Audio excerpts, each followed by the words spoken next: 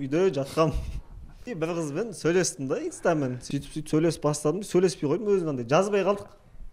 2-3 сағат. Сосын өзі жазып бастады. Че там, че делаешь, ау деп. Дома дедім, короче. Сенші десем, осындай жердемін деді.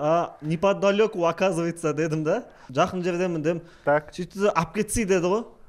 Ол сенде көлік барын біліп тұр, Мықты болсаң дедім. Сен алып кеткен қалай болады екен, ол дедім да. Жарайды дейсің ғой, танымаймын ана қызды, вообще танымаймын. Өзі жазып отқаннан кейін қызық болды. Кесе онда өзің дедім, мен жолдан күтіп ала салам. Алып кетсей деді, сен келсей. Екеуі де үйден шыққысы келіп отыр екен. Келе бер дедім, мен саған такси шақырып бере салайын. Мен таныс көремін деп отырмын ғой. Кешкі 12 қояқ, түнгі 12.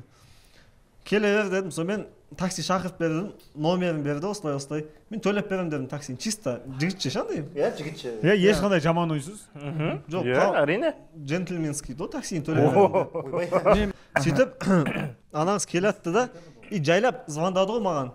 Сен қайдасың ең, жоқсың ғой мына жерде деді. Ба, қоя тұр дедім, жаңағы, неподалеку қайқа кетті дедім.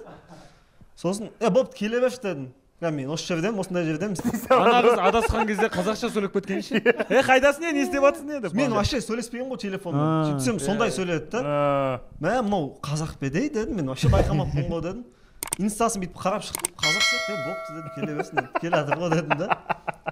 Мен үйім қала жаққа алыс қой, қалаға бірге шығып кететін болдық қой, общем.